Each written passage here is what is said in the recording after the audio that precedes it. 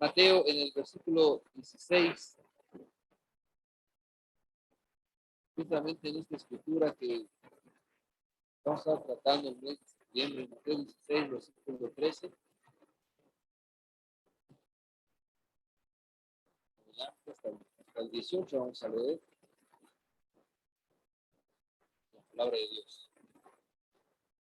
Viniendo Jesús a la región de Cesarea de Filipo, preguntó a sus discípulos diciendo: ¿quién dicen los hombres que es el Hijo del Hombre? Es decir, se refería a él y él decía: ¿qué dice la gente de mí? Es lo que está diciendo.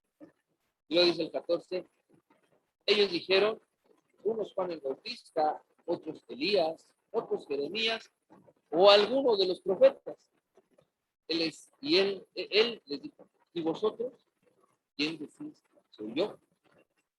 Respondiendo Simón Pedro dijo: tú eres el Cristo, el Hijo del Dios viviente. Entonces le respondió Jesús: bienaventurado eres, Simón, hijo de Jonás, porque no te lo reveló carne ni sangre, sino mi Padre que está en los cielos. Yo también te digo que tú eres Pedro, y sobre esta roca edificaré mi iglesia, y las puertas del Hades no prevalecerán contra ella. Aleluya. Lo primero que quiero que entendamos, o que quiero resaltar en esta escritura, es que dice ahí: ¿y ustedes qué dicen de mí? Les dice el Señor Jesús. Pues yo quiero que esta misma pregunta la podamos responder cada uno de los que estamos en este lugar. Y para ti, ¿quién es Jesucristo? Para ti, ¿de quién habla la Biblia? Si para ti Jesucristo es, pues, digo, antes de venir a la iglesia, antes de crecer en el Señor, para mí Jesucristo era una persona de nariz afilada, de cabello largo, con barba, que nadie lo podía tocar. Y a lo mejor para otros era quien estaba crucificado y no podía bajarse de esa cruz porque siempre estaba crucificado. A lo mejor para otros era alguien tan solemne, tan quién sabe cómo, inalcanzable, que necesitaba de algún santo que le rogara a Dios por cualquier situación, ¿no? Necesitábamos que intercediera San fulano de tal porque no te podías acercar a Dios. Pero el día de hoy, ¿quién es Jesucristo para ti, mi hermano? ¿Sigue siendo un profeta? ¿Algún maestro? ¿Alguien inteligente que sabe de moral y sabe de verdades? ¿Qué?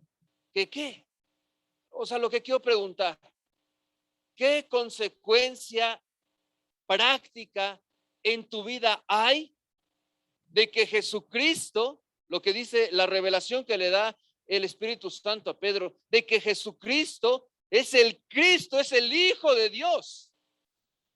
¿Qué ha pasado en tu vida de tú entender esta realidad?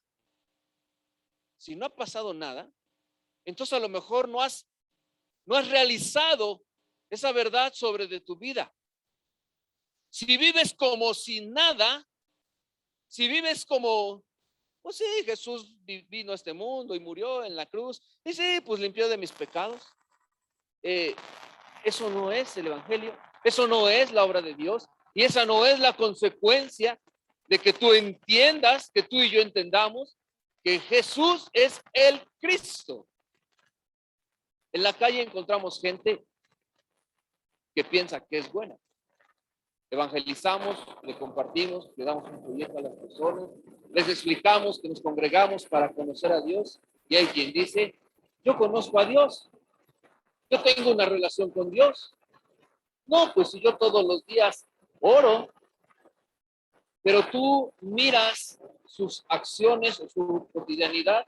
Digo, ahora me pasa muy seguido que a la gente que le reporta el proyecto, un día lo veo en la semana, digo, yo no estoy yendo a trabajar a escuela, estoy trabajando desde casa, entonces tengo la oportunidad de estar ahí, en mi barrio, y entonces te encuentras a la gente y la ves cómo vive, las decisiones que toma y lo que hace, pero dice que conoce a Dios, dice que sabe quién es Dios, dice que ora, pero a la luz de sus acciones dice: pues no le ha llegado a la revelación. No se mueve como si supiera que Jesús es el Cristo. Ok, tal vez aquellos tendrán alguna chance porque no se congregan con nosotros o no tienen una relación con Dios real, pero tú y yo que estamos en este lugar, que tenemos la oportunidad de conocer a Dios, que se nos exhorta a leer, que se nos exhorta a orar, que escuchamos un chorro de mensajes a lo largo de la semana. Para ti, ¿cuál es la consecuencia de que Jesús sea el Cristo? ¿Qué haces con esa verdad en tu vida? ¿Algún ejemplo o alguien que diga, hermano, yo desde que entendí que Jesús es el Cristo, hago esto o he dejado de hacer aquello? Hermana,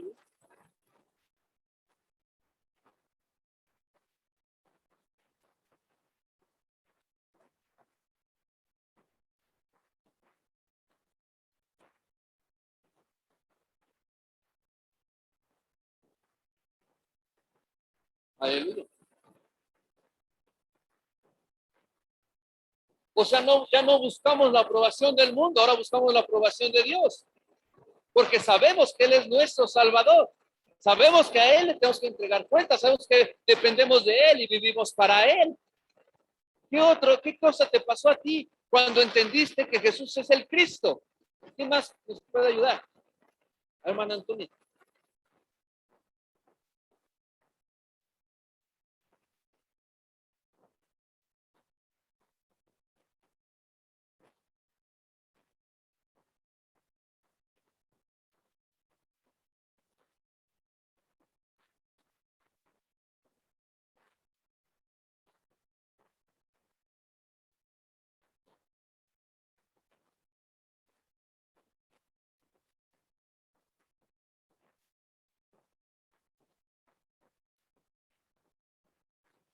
Ok, está hablando de la santificación.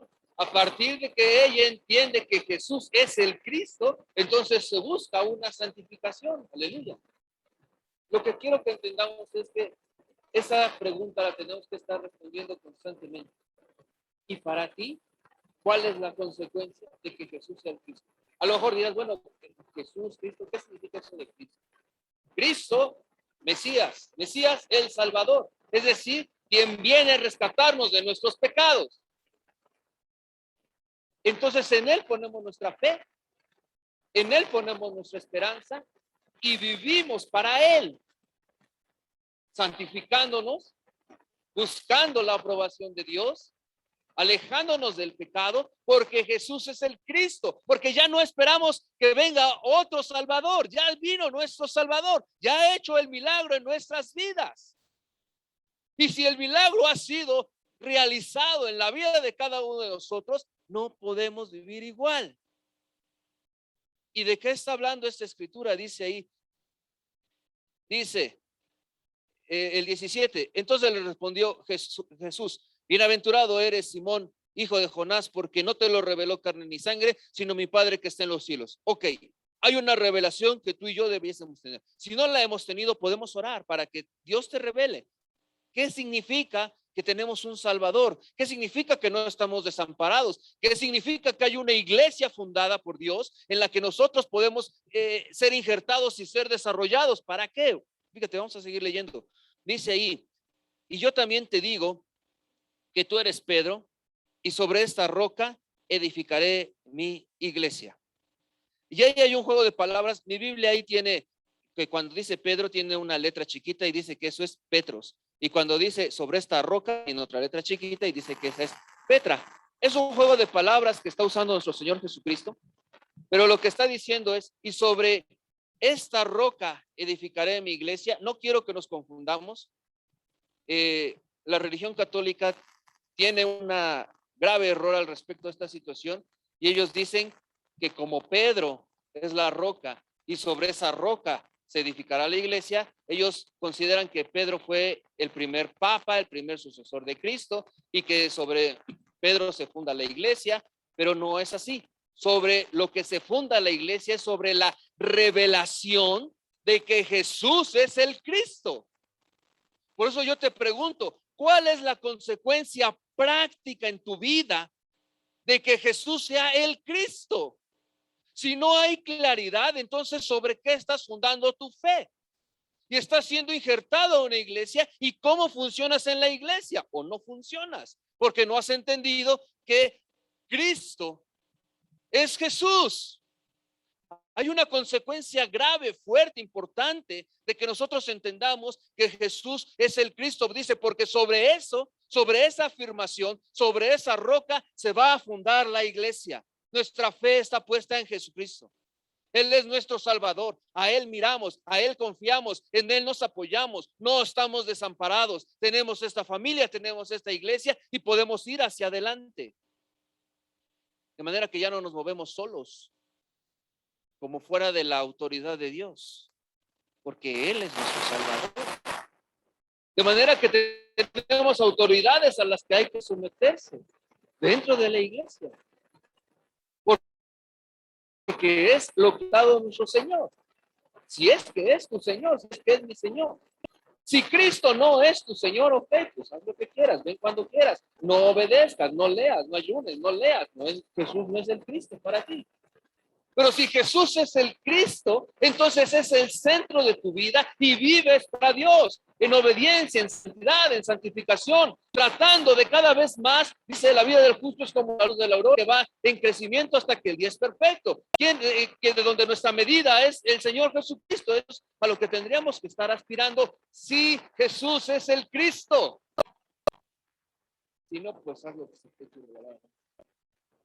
Siguen la rebeldía que quieras. Pero si Jesús es el Cristo, y tú logras tener esa revelación, entonces tu vida no puede seguir. Y hay ajustes que hacer. Hay que dejar de hacer y cosas que empezar a hacer. Aprender a obedecer. Dice que Jesús aprendió la obediencia, ¿no? Si Jesús tuvo que aprender a obedecer, tú y yo, hermano, tenemos que aprender a obedecer. Si tú dices, es que no me gusta obedecer, ya lo sé, a nadie nos gusta. Pues aprendamos a obedecer. Aprendamos a someternos, aprendamos a saber que haya una autoridad, aprendamos a saber que hay un orden, aprendamos a entender que Dios ha puesto estas autoridades para que nosotros nos desarrollemos dentro de su iglesia. Y fíjate que dice después, sobre esta roca edificará mi iglesia y las puertas del Hades no prevalecerán contra ella. Yo no sé qué tanto nos podemos dar cuenta, pero lo que está haciendo el Señor Jesucristo es una declaración de guerra. Dice ahí, y las puertas del Hades, es decir, y tú, Satanás, y tú, daño, y tú, pecado, y tú, flojera, y tú, chisme, y tú, mentira, no vas a prevalecer contra esta revelación que Jesucristo es el Hijo de Dios, que es nuestro Salvador. Entonces, no solo es una declaración de guerra, sino es una declaración de guerra que hace Jesucristo con su iglesia. Es decir, tú y yo, si hemos sido injertados en el cuerpo de Cristo, tú y yo, si hemos tenido la revelación de que Jesús es el Cristo, estamos en guerra contra el pecado. Jesucristo hizo esa declaración hace más de 2000 años y dijo, diablo, te declaro la guerra y voy contra ti con mi iglesia. Es decir, contigo y conmigo, hermano.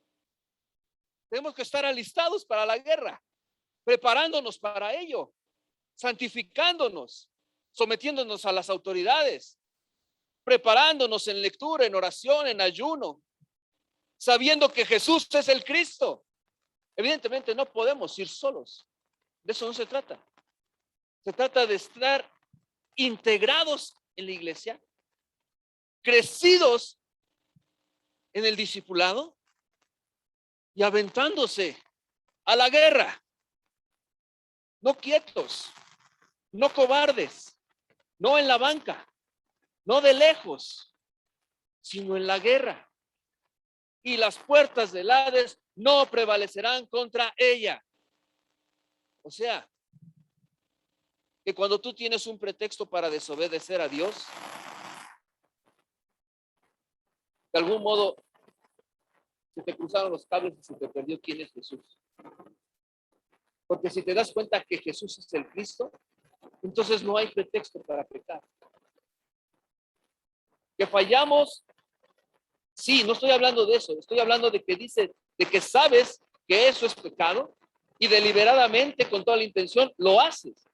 Que estás siendo tentado por tu concupiscencia y entonces el Señor te advierte y te dice, abusado, no sigas en ese camino, y abiertamente lo haces. Por ahí se cruzó el cable y entonces, ¿qué? ¿Jesús es el Cristo o no es el Cristo? ¿Jesús tiene la autoridad o no tiene la autoridad? ¿Jesús tiene el poder o no tiene el poder? ¿Jesús es mi Salvador o no es mi Salvador? ¿Jesús es el Hijo de Dios o no lo es? Porque si sí lo es, entonces tú tienes la victoria en Cristo Jesús. Dice la Escritura y hay una alabanza. Torre fuerte es el nombre del Señor y a Él correrá el justo. Es decir, no solos, sino con Cristo, fortalecidos con Él. Si es que Jesús es el Cristo. Nosotros somos llamados a edificar la iglesia, a extender el reino de los cielos,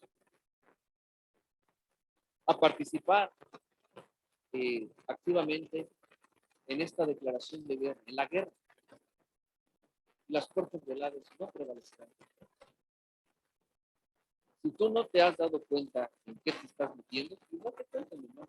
En una guerra contra el pecado, contra el diablo, siendo adiestrados por nuestro Señor, siendo llenados por su amor, siendo restaurados por Él. Y como con cualquier crecimiento, pues mientras eres pequeño, te vas fortaleciendo, pero llega el momento en que se te delegan responsabilidades y esa responsabilidad, sea chiquita, sea grande, tú la consideres insignificante o no, para Dios es importante. Y si tú das el paso de fe, entonces te vas desarrollando y vas pudiendo tú también edificar la iglesia. Entendamos pues que lo que está haciendo el Señor al fundar su iglesia es declarar.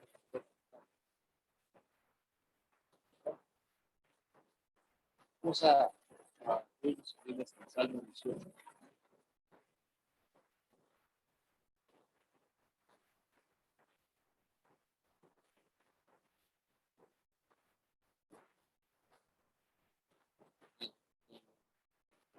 El versículo 28.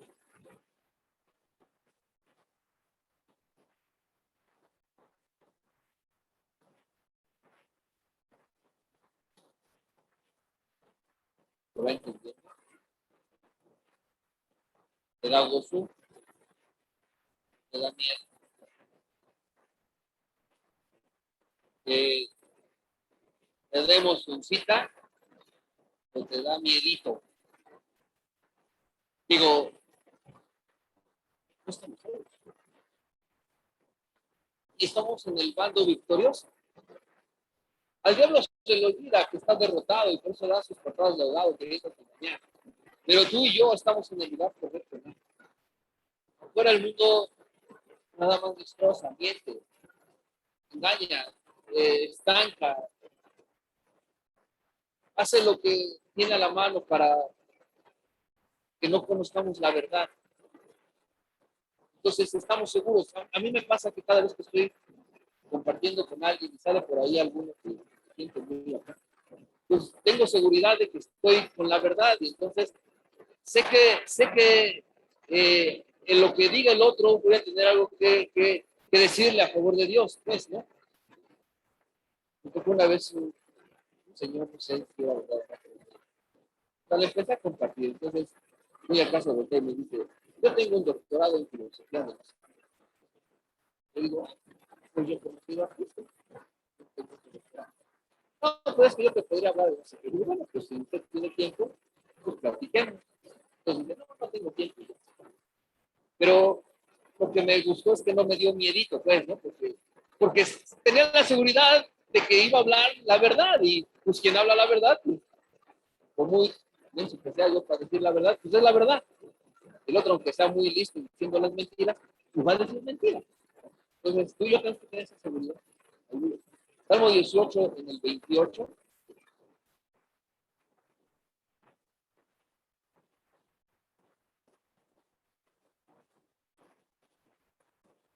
Dice, tú encenderás mi lámpara, Jehová, mi Dios alumbrará mis tinieblas. Contigo desba- des- ya se me escapó. Desbarataré ejércitos y con mi Dios saltaré muros. Estoy hablando de la guerra en la que estamos siendo respaldados por Dios. Y dice ahí, en cuanto a Dios, perfecto es su camino y acrisolada la palabra de Jehová. Escudo es a todos los que en él esperan. Y esa palabra acrisolada, alguna vez ya la había compartido, pero pues me volvió a saltar allí. Yo no sé si ustedes recuerdan la definición de acrisolada, pero acrisolada es que cuando la pones a prueba, se perfecciona. Entonces dice allí, en cuanto a Dios, perfecto es su camino y acrisolada la palabra de Jehová, escudo a todos los que en él esperan. Es decir, somos llamados a la guerra. Somos llamados a extender el reino de Dios. Somos llamados a derrotar al enemigo. ¿Cómo? Con la palabra de Dios, que dice ahí que es acrisolada. Es decir, que dice ahí que de por sí uno le dice, sí, Señor, ok, ya te creo, voy, le entro, no me da miedito, o sí me da miedito, no importa, de todas maneras yo te voy a obedecer. Y entonces dice que cuando la pones por prueba, cuando la pones en práctica, se perfecciona todavía más. Y yo no sé si te ha pasado eso, de que tú entiendes una verdad y te avientas. Y entonces cuando le obedeces a Dios, lo que pasa es que Dios te da la victoria y entonces llega el día de servicio y dices, hermanos, quiero dar una victoria porque pasó esto y esto. O sea que la palabra de Dios efectivamente es acrisolada, se perfecciona cuando la ponemos por práctica. Fíjate pues, o sea, Dios es muy bueno, Dios nos da todo lo necesario, simplemente tenemos que disponer el corazón para entrarle. Y entonces seguimos leyendo y dice, escudo es a todos los que en él esperan. Porque, ¿quién es Dios sino solo Dios? Y entonces esto tiene que ver. ¿Y qué dice? ¿Y qué dicen ustedes? No soy yo cuando está preguntando Jesucristo. Porque si es nuestro Dios, dice ahí, porque ¿quién es Dios sino solo Jehová? Y si es tu Dios, hermano, pues a él te debes completamente. Y responder a él debiese ser nuestra prioridad. Eso es edificar su iglesia, eso es avanzar. Y dice, Dios es el que me ciñe de poder. No vamos solos, no vamos porque somos inteligentes, fuertes o diestros, sino es de parte de Dios, dice, quien hace perfecto mi camino, quien hace mis pies como de siervas y me hace estar firme sobre las alturas, quien adiestra mis manos para la batalla, para empezar con mis manos el arco de bronce. Me diste asimismo el escudo de tu salvación, aleluya, y tu diestra me sustentó y tu benignidad me ha engrandecido. Ensanchaste mis pasos debajo de mis pies, debajo de mí, perdón, y mis pies no han resbalado. Aleluya. Es el Señor. Si le crees, si te avientas, es decir, si le obedeces al llamado que te está haciendo. La iglesia es comparada, dice, como piedras vivas, ¿no? Dice la donde la piedra del ángulo es Jesucristo, la principal piedra en donde todo mundo se basa, de donde se sustenta toda esta edificación es Jesucristo. Pero tú y yo, dices, somos como piedras vivas, que tenemos que ser transformados, perfeccionados para avanzar, para edificar, para que otros conozcan el evangelio, para que otros sean transformados por medio de Dios, para que otros tengan la revelación de que Jesús es el Cristo, de que Jesús es quien nos salva. Y entonces, de que lo que más nos urge es tener a Cristo en nuestras vidas. si no estamos siendo perfeccionados, si estamos siendo estancados, entonces a lo mejor se quedó estancada esa revelación. Y no se trata de hacer justicia. Hay una consecuencia grave de poner atención, que está en Lucas.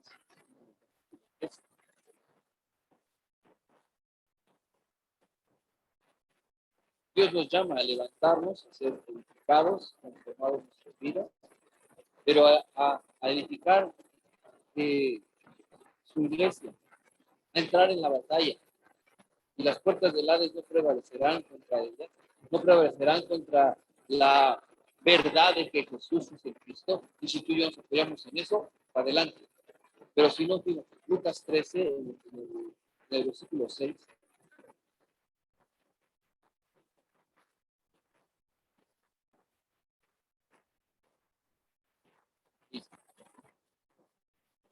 Dijo también esta parábola. Tenía un hombre una higuera plantada en su viña y vino a buscar fruto en ella y no lo halló. Y dijo al viñador: he aquí hace 3 años que vengo a buscar fruto en esta higuera y no lo hay. Córtala. ¿Para qué inutiliza también la tierra? Entonces respondiendo le dijo: Señor, déjala todavía este año, hasta que yo cabe alrededor de ella y la abone. Y si diere fruto, bien. Y si no, la cortará.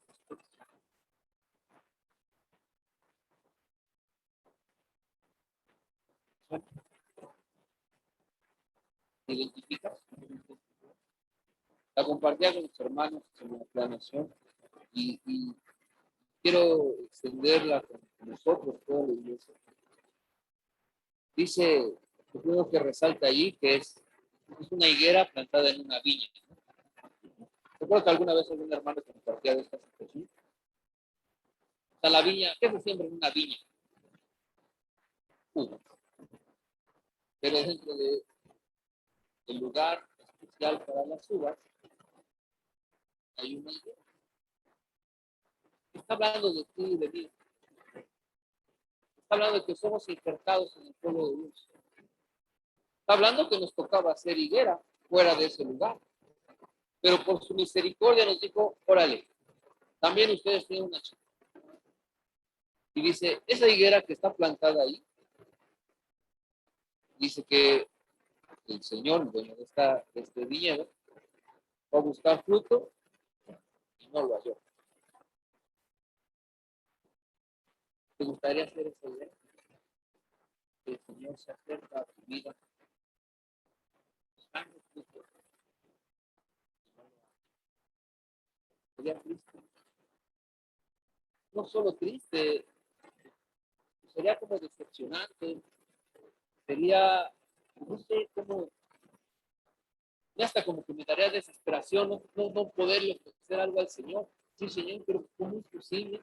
Si tú me has amado y me rescataste y me diste todo y me diste un lugar en donde no me lo merezco, en donde no me toca, a donde no pertenezco, pero tú, quién sabe cómo en tu amor grande lograste insertarme allí.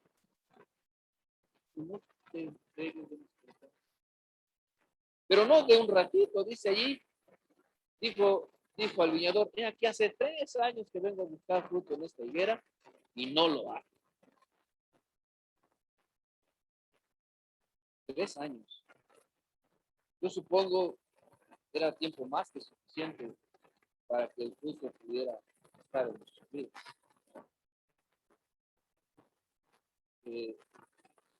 Dice que el otro dice: aguanta, Señor. Dice, entonces respondiendo le dijo: Señor, déjala todavía este año, 1 año más, hasta que yo cabe alrededor de ella y la abone. Yo creo que nuestra iglesia, Dios nos ha dado gracia, nos ha dado su revelación, nos ha dado estrategia, ha iluminado al pastor, nuestro pastor José Luis, de manera que podamos nosotros caminar un buen camino, no caminar religiosamente, no estar quietos ni estancados. Es decir, estamos injertados en una buena iglesia. quiero decir, esta higuera estaba sembrada en una buena tierra. Sería injusto que el dueño de la viña fuera a buscar fruto en la higuera si estuviera sembrado en tierra mala. Bueno, pues ¿cómo buscas fruto ahí si las tierras no están nutridas? Sería gandalla, sería malo, sería injusto, ¿no? Pero si él va a buscar fruto en la higuera, es porque la tierra es buena. Nosotros estamos en un lugar bueno y lo natural es que tuviéramos fruto en nuestras vidas. Pero dice allí, dice, dame chance, voy a acabar alrededor de ella y la voy a abonar. Le voy a echar más nutrientes, pues, ¿no? Le voy a echar cosas, pues, para que pueda dar fruto. Y yo creo que en esta víspera de las conferencias, eso es lo que está pasando. Se está acabando alrededor de cada uno de nosotros. Y vamos a ser abonados. Las conferencias es ese tiempo especial donde recibimos un chorro de mensajes de parte de Dios, en donde rostro con rostro nos vamos abusando, en donde nos desgastamos, en donde servimos a Dios, en donde pasa algo diferente. Esa semana no la vivimos igual, vivimos pues algunos a las carreras, viendo para acá, moviéndose para allá, cansados pero gozosos, con el alma en paz, olvidándonos que pertenecemos a este mundo, viviendo para Dios, teniendo esa vida, esa esperanza. Digo, no sé si cómo vivas tú las conferencias, pero esa semana es así. Entonces se está acabando alrededor de nosotros y vamos a recibir esos nutrientes. Y entonces dice, y si diere fruto, bien. Y si no, y no es que el pastor saque su bien, o no es. Lo que sucede es de que si no hay fruto en tu vida, te vas a cansar. Si no hay fruto en tu vida es porque no tienes la revelación de que Jesús es el Cristo. Y entonces te aburres, te cansas, te haces tedioso y dices ya. Otra vez. Digo, si tu trabajo te lo impide, ok, te entiendes, pues, pero si pudiendo estar, no estás, tú solito te vas a escuchar. Tú solito te vas a escuchar. Tú solito vas diciendo, no, mejor me hago un ladito porque las ideas locas quieren dar fruto. Y yo estoy bien. Hay más un gallego. ¿No sabes qué va a pasar? Que te chispa, ya no. Y todo lo que Dios hizo por ti.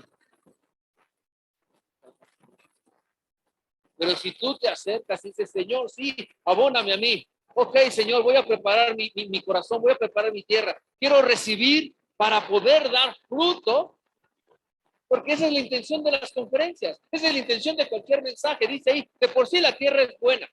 Es decir, deberíamos de ya haber dado fruto. Pero si tú y yo sentimos que no tenemos lo suficiente para edificar la iglesia, para salir a la guerra, para ponerte en la brecha y luchar, ok, ya se está rascando alrededor de ti y de mí. Prepara tu corazón, alístate para la guerra, disponte, porque eso es lo que está buscando el Señor en tu vida. 3 años hace que voy a buscar fruto y no lo hallo. Ok, un año más. No sé cuánto dure un año más en nuestras vidas cronológicas, reales, pues, ¿no? Pero de lo que sí estoy seguro es de que vamos a ser abonados, aún teniendo lo necesario para dar el fruto suficiente. De todas formas vamos a ser abonados. ¿Qué vas a hacer con todo lo que vas a recibir? Digo, igual podría sacar tu paraguas y decir, aquí no me llueve, me vale lo que digan, y aunque echen mucha agüita y abono, yo me pongo mi paraguas y no recibo nada y me vale. Y nomás vengo para que no me molesten, pero esa no es la intención de Dios. La intención de Dios es buscar el que viva fruto. y el pastor nos había compartido hace tiempo que si el árbol de limón da limón, el árbol de mango da mango, y la enredadera de sandías da sandías, los cristianos que deben dar. Ya, es el fruto que tenemos que buscar. Hay distintos ministerios y todos apuntan en el Cristo de Dios. El ministerio de la alabanza, su objetivo es que la gente se salve. Que la presencia de Dios esté en este lugar para que la gente se salve. El ministerio de la experiencia no es acomodar sillas, es poner un lugar adecuado para que la gente se salve. El ministerio de la predicación de la palabra es el mismo, que la gente se salve. El de la escuela dominical es el mismo, que la gente se salve. Todos los ministerios que están dentro de la iglesia, la obra de teatro es que la gente se salve. Apuntan en la misma dirección. Dios está buscando fruto en ti y en mí. ¿Qué fruto? Que la gente se salve, hermano, que vayamos a la guerra y las puertas del Hades no prevalecerán contra ella. Si Jesús es el Cristo en tu vida. Si no, bueno, si eso no lo tienen realizado, no va a funcionar, porque ese es el ángulo, esa es la piedra angular, ese es de donde se edifica todo. Entonces tienes que realizar esa situación. Y si ya está realizada, fruto en tu vida.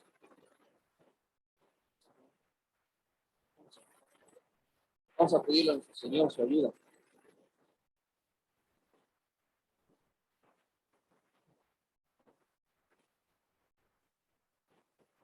Y la intención de orar es de comprometernos con nuestro Señor, con nuestro Dios.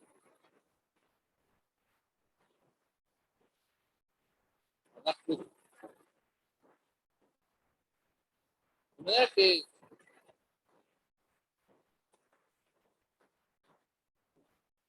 si no tienes claro que Jesús es el Cristo,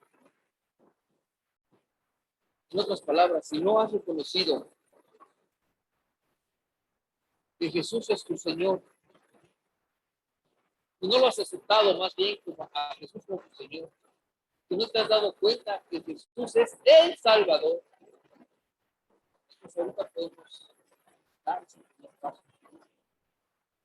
Y una vez puesta esa base, vas a tener la oportunidad de hacerlo.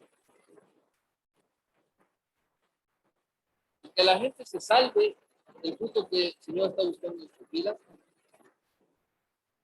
Puede empezar en tu vida desde que te pregunten, bueno, ¿y por qué cada vez que te invitamos a las chelas ya nos dices que no? Porque estoy yendo a la iglesia y porque Dios me está llenando y porque Dios me está limpiando. Y ahí empieza. Sin que seas el gran evangelista, ni que conozcas la Biblia y de vuelta, sino simplemente decir lo que Dios está haciendo en tu vida. Y si te dicen, ¿qué hiciste el viernes por la noche? ¿Por qué no hacemos esto o aquello? Es que estuve orando, fui a la iglesia y ¿qué crees? Entendí esto y lo otro. Y suena loco, pero estoy viviendo esto y lo otro. Empieza a ver fruto, el fruto que está buscando Cristo en tu vida. O sea, lo que quiero decir es que no importa de qué tamaño consideres que eres espiritualmente hablando, puedes dar fruto para el Señor. Sí, Jesús es el Cristo. Jesús no es el Cristo, nada de lo que dice escuchar. Entonces, con los ojos cerrados con todas sus cosas inclinadas, yo quiero que si tú no has realizado que Jesús es el Cristo, si no has aceptado a Jesús como tu Señor y tu Salvador, quiero que alces tu mano, quiero orar por ti.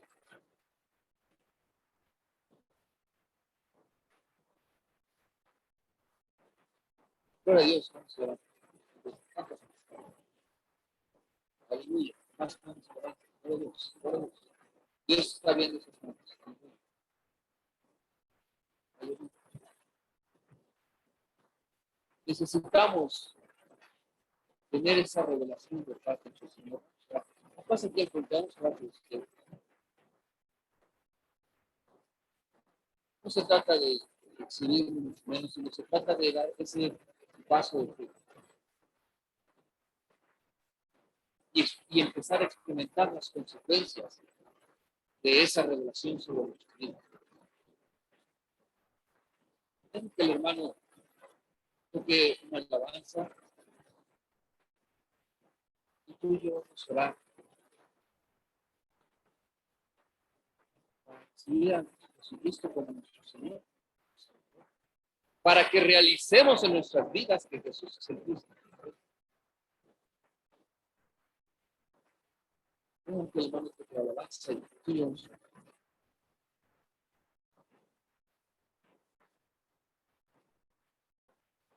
Aleluya.